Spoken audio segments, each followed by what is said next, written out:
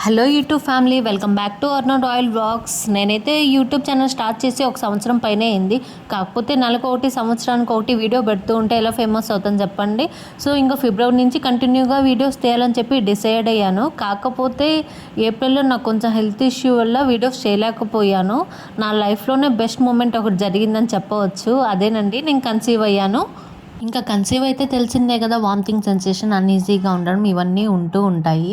నేను కూడా first 3 months బాగా సఫర్ అయ్యాను. ఫుడ్ కూడా అస్సలు తినేదాన్ని కాదు. ఫుల్ స్మెల్లింగ్ సెన్సేషన్ కూడా ఉండేది.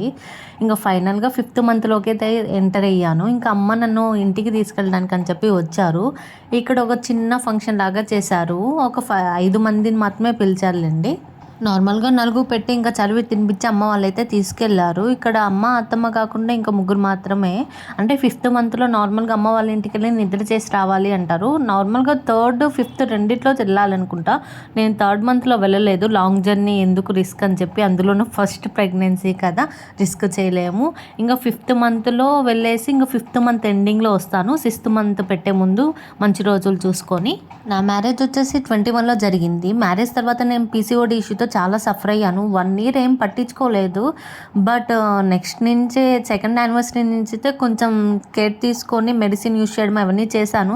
బట్ ఎన్ని మెడిసిన్స్ యూస్ చేసినా ఏం యూస్ లేకుండా పోయింది. ఇంకా నేను ఫైనల్గా మొత్తానికి వదిలేసి 2024 జాన్ నుంచి అలా డిసైడ్ అయిపోయాను. ఏ మెడిసిన్ లేకుండా ఏం లేకుండా నాకే నేను own workouts, diet and yoga చేసుకుంటూ ఫైనల్గా 24లో కన్సీవ్ అయ్యాను. అదేదో సామెత ఉందిగా, కళ్యాణం వచ్చినా కక్కొచ్చినా ఆగదు అన్నట్లు, ఆ దేవుడు ఎప్పుడు ఏది ఇవ్వాలో డిసైడ్ చేసి ఉంటాడు ఆల్రెడీ. కాకపోతే మన ప్రయత్నం కూడా మనం చెయ్యాలి. నేనైతే చాలా వెయిట్ గెయిన్ అయ్యాను పీసీఓడితో. చాలా తగ్గానులేండి. ఇప్పటి నుండి నా లైఫ్లో జరిగిన ఇలాంటి చాలా సిచ్యువేషన్స్ని మీతో షేర్ చేసుకోవాలనుకుంటున్నాను.